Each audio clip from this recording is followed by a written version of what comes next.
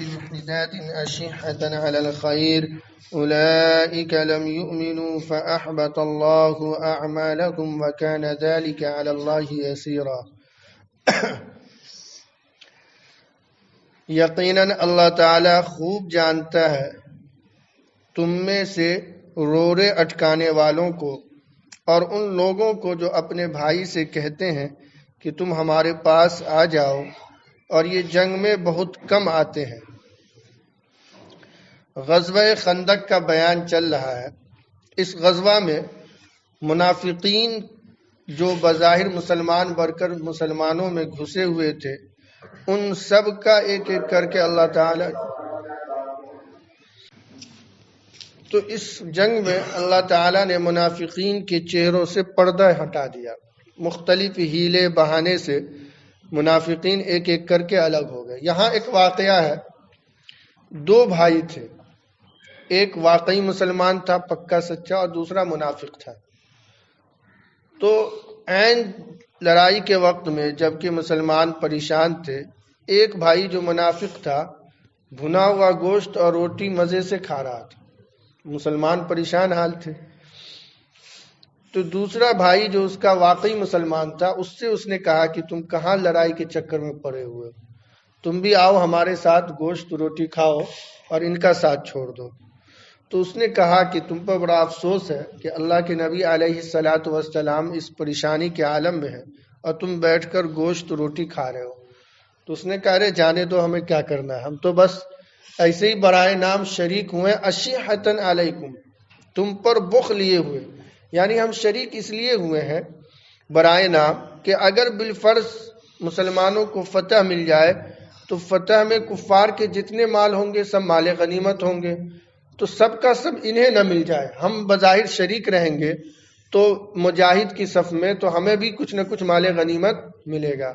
تو یہ منافقین آپ کے ساتھ جنگ میں محض اس لیے ہیں کہ انہیں مال کی لالچ ہے کہ سارا مال غنیمت صرف مسلمانوں کو ہاتھ نہ لگ جائے، ہم برائے نام شریک بھی رہیں گے تو نام آ جانے کی وجہ سے ہمیں بھی مال غنیمت ملے گا، تو اس لیے یہ شریک تھا۔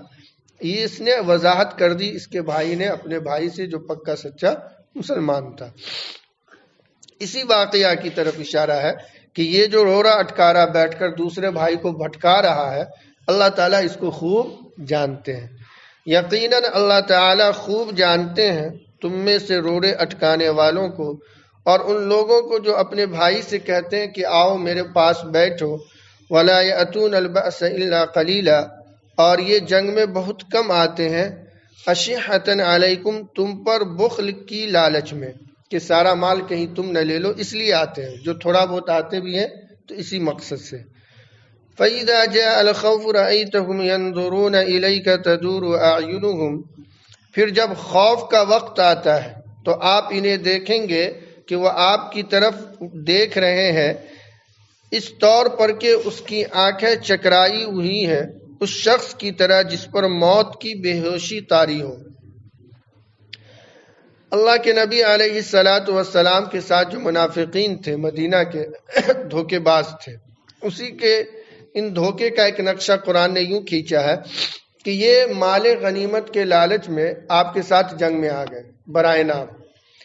بالفرض اگر جنگ میں گھمسان کا موقع آ جائے اور جنگ اپنی شدت کو پہنچ جائے اور دونوں طرف سے خوب لڑائی شروع ہو جائے، تو ان کی کیفیت یہ ہوگی کہ یہ آپ کی طرف اس نظر سے دیکھیں گے جیسے ایک آدمی موت کے منہ میں جا رہا ہو اور بے ہوشی اس پر طاری ہو، تو آنکھیں الٹی ہوئی، اور خوف کا یہ عالم ہوتا ہے کہ آدمی بدحواس سا دکھتا ہے۔ تو اللہ کے نبی علیہ الصلاۃ والسلام سے اللہ نے فرمایا کہ جب واقعی جنگ کا موقع آ جائے، یہ تو آئے تھے مال غنیمت کے لالچ میں، انہوں نے سوچا ہم پیچھے پیچھے شریک رہ کر مال حاصل کر لیں گے،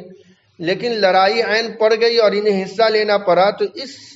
طرح حصہ لیا انہوں نے کہ یہ ایسا معلوم دے رہا کہ بدحواس ہو گئے، ان کے چہروں پر سے رونق غائب ہو گئے اور بے ہوشی کے عالم میں آپ کو دیکھ رہے ہیں کہ آپ کسی طرح ان کو اجازت دے دیں کہ یہ جنگ سے بھاگ جائیں، بچ نکلیں، یہ ان کی کیفیت ہوتی ہے۔ فَإِذَا ذَهَبَ الْخَوْفُ سَلَقُوكُمْ، اور پھر جب خوف کا عالم ختم ہو جاتا ہے تو یہ آپ کے پاس آتے ہیں تیز تیز زبان لیے ہوئے، بِأَلْسِنَةٍ حِدَادٍ أَشِحَّةً عَلَى الْخَيْرِ، تو یہ آپ کے پاس آتے ہیں تیز تیز زبان سے گفتگو کرتے ہوئے مال غنیمت کی لالچ میں۔ غزوہ بدر میں منافقین کی ایک بڑی جماعت غزوہ سے پیچھے رہ گئی تھی، راستے میں سے دھوکہ دے کر واپس آ گئی تھی۔ انہیں یقین تھا کہ مسلمانوں کا آج تو خاتمہ ہو جائے گا، لیکن اللہ کی مدد اور اس کی نصرت سے مسلمان فتح یاب ہوئے اور بہت سارا مال غنیمت ہاتھ لگا۔ تو اس وقت ان منافقین کو بڑا افسوس ہوا کہ ارے یہ تو ہم نے بڑی غلطی کی کہ اگر آج ہم بھی ساتھ میں ہوتے تو مال غنیمت ملتا۔ تو اس وقت انہوں نے یہ وعدہ کیا تھا کہ اب جو بھی جنگ ہوگا ہم شریک رہیں گے، لیکن قرآن نے ان کا نقشہ کھینچا کہ یہ جنگ میں اس لیے شریک ہے کہ مال غنیمت کی لالچ میں، اور جب خوف کا عالم آتا ہے تو یہ بھاگنے کی راہ اپناتے ہیں، اور جب جنگ ختم ہو جائے اور خوف ختم ہو جائے تو ان کی کیفیت یہ ہو جاتی ہے کہ وہ تم پر بڑی بڑی زبانوں سے طعنے دیتے ہیں کہ دیکھو مسلمانوں نے سارا مال غنیمت خود کھا لیا، ہمیں نہیں دیا۔ یہ کب؟ جبکہ یہ جنگ میں شریک نہیں ہوئے، برائے نام آئے اور راستے سے واپس ہو گئے اور مال غنیمت نہیں ملا تو تم پر الزام لگائیں گے اور تیز تیز زبانوں میں طعنے دیں گے مال کی لالچ میں۔ تو یہ منافقین کی طبیعت اور ان کی فطرت میں ہے، یہ اللہ تعالیٰ نے پہلے ہی بتا دیا تھا۔ اور پھر یہ بھی کہہ دیا کہ اولئک لم یؤمنوا، یہ لوگ ایسے ہیں جن کے دل میں ایمان نہیں ہے، یہ منافقین ہیں، بظاہر کلمہ پڑھ کر آپ کے ساتھ شریک ہو گئے لیکن ان کے دل میں ایمان نہیں ہے۔ فَأَحْبَطَ اللَّهُ أَعْمَالَهُمْ، چنانچہ اللہ نے ان کے سارے نیکیوں کو بیکار کر دیا۔ اس زمانے کے منافقین بھی نماز نہیں چھوڑتے تھے، صف اول میں شریک رہا کرتے تھے، بالکل آگے، اور حضور علیہ الصلاۃ والسلام کی مجلس میں حضور سے زیادہ قریب یہی منافقین حضرات بیٹھتے تھے۔ تو ایک طرح سے یہ بھی نیکی کرتے تھے، اب ظاہر ہے نماز کی پابندی کرتے تھے، تو اللہ تعالیٰ نے فرمایا کہ ان کی ان نیکیوں کو اللہ نے ضائع کر دیا۔ کیوں؟ اولئک لم یؤمنوا، ان کے دل میں ایمان نہیں ہے۔ ایمان تمام نیکیوں کی قبولیت کا مدار ہے، بیس ہے، اور یہ ان کے پاس ہے ہی نہیں، دل میں ایمان تو ہے نہیں، تو اس لیے اللہ تعالیٰ ان کے سارے اعمال کو بیکار کر دیا۔ وَكَانَ ذَلِكَ عَلَى اللَّهِ يَسِيرًا، اور یہ کام اللہ کے لیے بالکل آسان ہے، اللہ کے لیے کوئی مشکل نہیں ہے کہ اللہ تعالیٰ چاہے تو کسی بھی بندے کے کسی بھی غلط کام کا بدلہ نہ دے اور اس کے اس غلط کام کو ٹھکرا دے۔ ظاہر ہے ظاہر میں نماز پڑھنا اور دل میں ایمان نہ ہو یہ تو دھوکہ ہی تو ہے، مسلمانوں کے ساتھ بھی، اللہ کے رسول کے ساتھ بھی اور اللہ کے ساتھ بھی۔ تو اللہ تعالیٰ ایسے دھوکے بازوں کے نیک اعمال کو ضائع کر دے، اللہ کے لیے یہ کوئی مشکل کام نہیں ہے۔ يحسبون الأحزاب لم يذهبوا وإن يأتي الأحزاب يودوا لو أنهم بادون في الأعراب يسألون عن أنبائكم ولو كانوا فيكم ما قاتلوا إلا قليلا۔ یہ خیال کرتے ہیں جماعتوں کے متعلق کہ یہ نہیں گئے۔ غزوہ احزاب میں بتایا کہ سخت طوفان آیا، پھر ابو سفیان جو کفار مکہ کے سردار تھے اور جنگ کے سربراہ تھے، انہوں نے مشورہ کر کے یہ طے کیا کہ اب ہم لوگ واپس لوٹ چلیں، حالات صحیح نہیں ہیں، چنانچہ یہ لوگ واپس ہو گئے۔ لیکن ان کے باوجود منافقین کو اس بات کا یقین نہیں تھا کہ یہ کیسے اتنی بڑی 15,000 کی لشکر 3,000 مسلمانوں کے مقابلے میں آئی اور بغیر فتح کے بلکہ شکست ایک طرح سے کھا کر یہ لوگ بھاگ گئے۔ ان کو یقین ہی نہیں آتا تھا، ان منافقین کو، ان کو یہ یقین تھا کہ آج غزوہ احزاب میں مسلمانوں کا خاتمہ ہی کر دیں گے کفار۔ اسی کو قرآن نے کہا کہ یحسبون الاحزاب، یہ منافقین خیال کرتے ہیں کہ یہ جماعتیں ہیں، یہ فوجیں ہیں، لم یذهبوا، واپس نہیں گئی، وَإِن يَأْتِ الْأَحْزَابُ يَوَدُّوا لَوْ أَنَّهُمْ، اور اگر یہ لشکر واپس لوٹ آئے تو یہ چاہتے ہیں کہ لو انہم بادون فی الأعراب، کہ یہ لوگ دیہاتوں میں چلے جائیں، یسألون عن انبائکم، دور سے بیٹھ کر تمہاری خبروں کو معلوم کریں، وَلَوْ كَانُوا فِيكُمْ مَا قَاتَلُوا إِلَّا قَلِيلًا، اور اگر یہ تمہارے درمیان پھنس جائیں تو وہ تھوڑا بہت لڑیں گے۔ ان منافقین کی دلی خواہش کو اور ان کے دل کی تمنا کو قرآن نے بیان کیا ہے کہ یہ لشکر تو بھاگ گئے مسلمانوں سے شکست کھا کر، لیکن ان کو یقین نہیں ہے، ان کی دلی خواہش یہ ہے کہ یہ فوجیں پھر واپس آئے اور پھر حملہ آور ہو مسلمانوں پر، اور یہ لوگ مدینہ چھوڑ کر آس پاس کے دیہاتوں میں چلے جائیں۔ کون؟ یہ منافقین ہے، یعنی ہم لوگ دیہاتوں میں چلے جائیں اور وہاں سے معلوم کرتے رہیں کہ مسلمانوں کا کیا ہوا۔ بالفرض اگر یہ لشکر دوبارہ حملہ آور ہو اور ان منافقین کو مدینہ سے نکلنے کا موقع نہ ملے تو تمہارا ساتھ دیں گے، لیکن ما قاتلوا الا قلیلا، یہ تمہارے ساتھ جنگ نہیں کریں گے، بلکہ موقع ملنے پر خود ان کی طرف سے تمہارے خلاف جنگ پر آ جائیں گے۔ تو ان منافقین کو کفار کی جماعت کی شکست کا یقین ہی نہیں تھا۔ وہ یہ سمجھتے تھے کہ یہ گئی ہے اور پھر کسی اور راستے سے واپس ہو کر حملہ آور ہوگی اور ہم بیٹھ کر تماشا دیکھیں گے اور مسلمانوں کا مذاق اڑائیں گے۔ یہ ان کی دلی خواہش تھی اور یہ ایسا گمان کرتے تھے۔ اللہ تعالیٰ نے حالانکہ ان کی مرادوں کو بھی ناکام کیا اور کفار کی مرادوں کو بھی ناکام کر دیا۔ ایسی شکست ہوئی غزوہ خندق میں کفار کی کہ پھر اس کے بعد ان کی ہمت نہیں ہوئی مسلمانوں پر حملہ آور ہونے کی، کوئی جنگ اس کے بعد نہیں ہوئی۔ اس کے بعد فتح مکہ کا واقعہ پیش آیا، بغیر جنگ کے مسلمانوں نے مکہ کو فتح کر لیا۔ اس جنگ میں اللہ تعالیٰ نے کفار کے، مشرکین کے اور یہودیوں کی کمر توڑ دی۔ یہ تو منافقین کا بیان تھا۔ آگے مسلمانوں کے لیے ایک ہدایت ہے، لَقَدْ كَانَ لَكُمْ فِي رَسُولِ اللَّهِ أُسْوَةٌ حَسَنَةٌ، کہ تمہارے لیے اللہ کے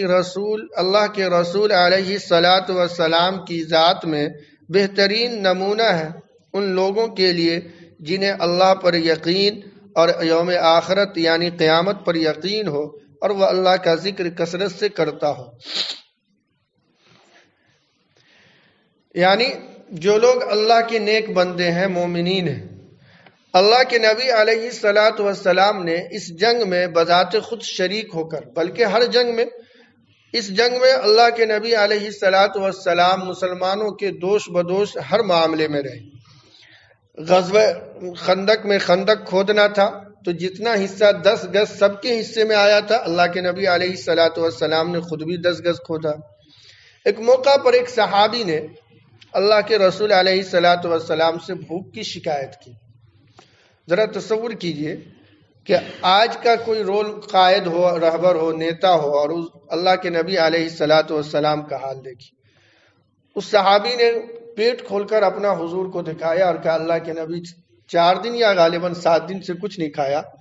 پیٹ میں پیٹ سٹا ہوا ہے اور حالت یہ ہے کہ پیٹ میں درد کی وجہ سے ہم نے پتھر باندھ رکھے ہیں تاکہ کچھ عافیت محسوس ہو۔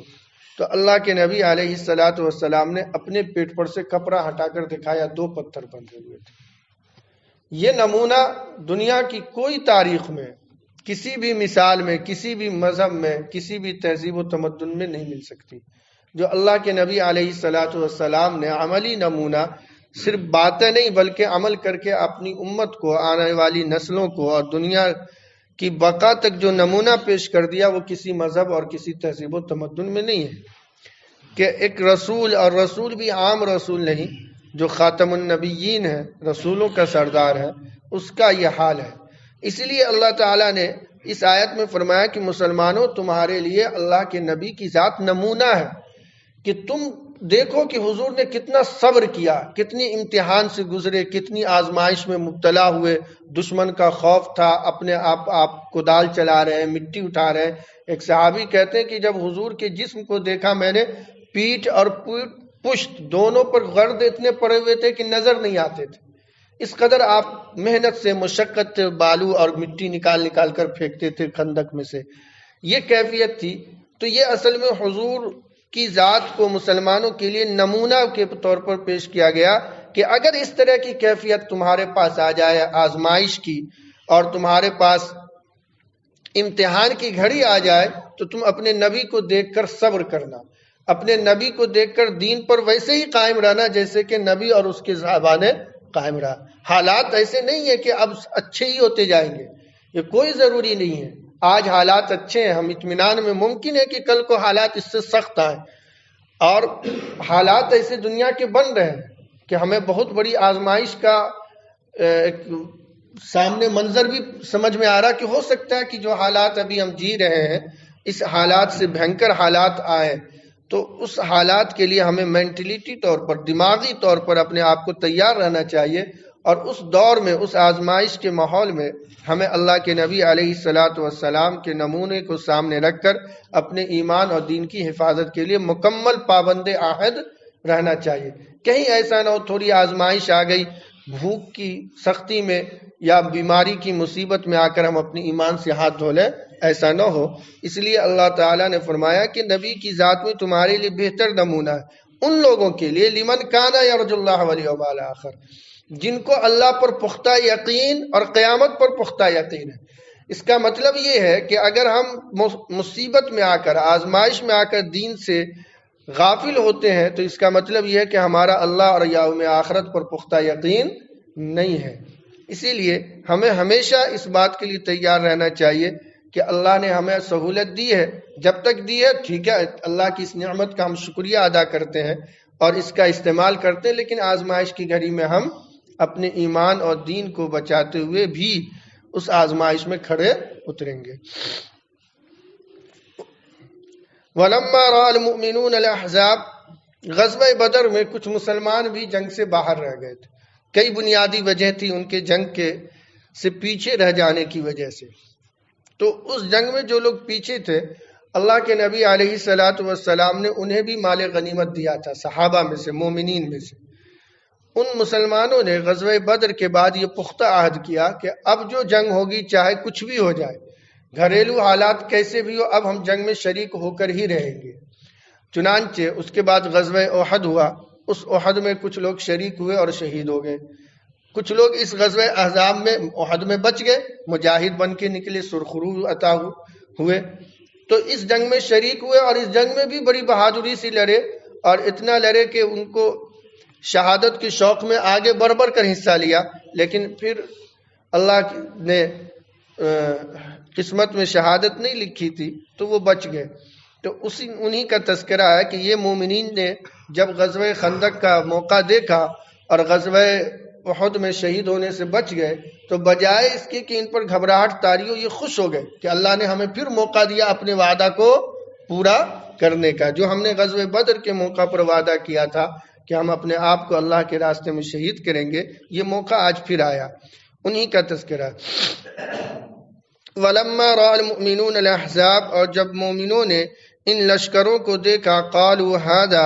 انہوں نے کہا کہ یہ وہی لشکر ہے، ما وعدنا اللہ ورسولہ، جس کا اللہ اور اس کے رسول نے ہم سے وعدہ کیا ہے، وصدق اللہ ورسولہ،